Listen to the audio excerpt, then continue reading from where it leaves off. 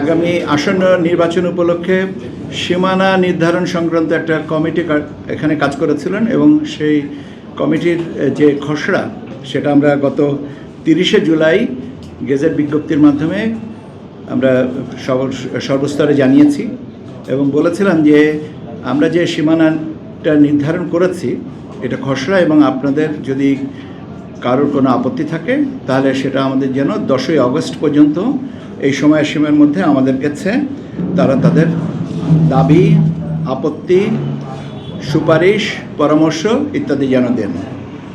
সেই অনুযায়ী আমরা গত 10ই আগস্ট পর্যন্ত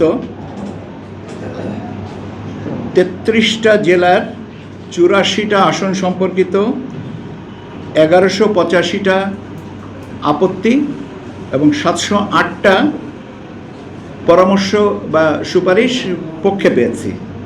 সর্বমোট তাহলে আপত্তি এবং প্রাপ্ত আপত্তি এবং সুপারিশের সংখ্যা হচ্ছে 1893, 33টা জেলার 84টা আসন সম্পর্কিত।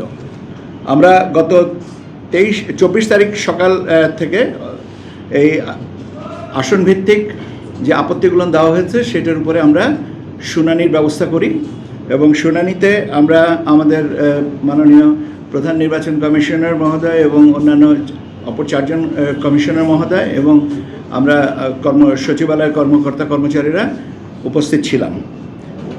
24শে আগস্ট 6টা জেলার 18টা আসনের উপরে আমরা আলোচনা করেছি, তাদের মতামত শুনেছি। বসুন্ধরা ডায়াপেন্ট এখন আরও উন্নত। এই হট এয়ার থ্রো টপশিট দ্রুত শোষণ করে সোনামণিকে দেয় কোমল অনুভূতি। 25 আগস্ট 9টা জেলার উপরে 20টা আসন নিয়ে আমরা আলোচনা শুনেছি। 26 তারিখে আমরা শুনেছি 6টা জেলার 28টা আসন নিয়ে, আর আজ 27 তারিখ শুনেছি 12টা জেলার 18টা আসন নিয়ে।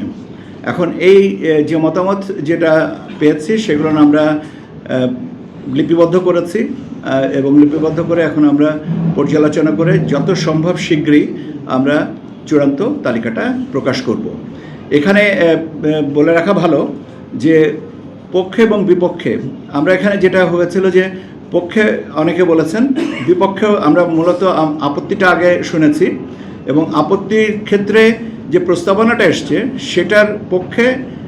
সেটার বিপক্ষে বা আমরা যে গেজেটটা করেছি সেটার পক্ষে আমরা কথা শুনেছি। কাজেই আমরা মোটামুটিভাবে সবাইকেই মানে অ্যাকোমোডেট করার চেষ্টা করেছি, কিন্তু সময় স্বল্পতা ছিল আর একই বিষয়ের উপরে একাধিক আবেদন ছিল এবং একই বিষয়ের উপরে যেন বারবার কেউ না বলেন সেই অনুরোধটা আমরা সবার কাছে রেখেছিলাম এবং আমি সবচেয়ে মানে আন্তরিকতার সাথে কৃতজ্ঞতার সাথে সবাই বলতে চাই যে আমাদের এই অনুরোধটা যারা শুনানিতে এসেছিলেন তারা রক্ষা করেছেন। এই হচ্ছে আমাদের আপডেট। এই মুহূর্তে আমরা আরও কিছু কাজ করছি এবং আমি মনে করি যে হয়তো আগামীকালকে আপনাদেরকে আরও কিছু বাড়তি তথ্য দেওয়ার সুযোগ পাবো। আগামীকালকে আমি আপনাদেরকে আরও কিছু তথ্য দেওয়ার সুযোগ পাবো এবং আমি আপনাদেরকে আগামীকালকে ইনশাল্লাহ আরও ভালো কিছু আরও বাড়তি কিছু তথ্য দিব। সে পর্যন্ত একটু অপেক্ষা করেন। আচ্ছা, সব কথাই যদি আজকেই বলে দিই তাহলে আর কালকের জন্য গোপন রাখলাম কি?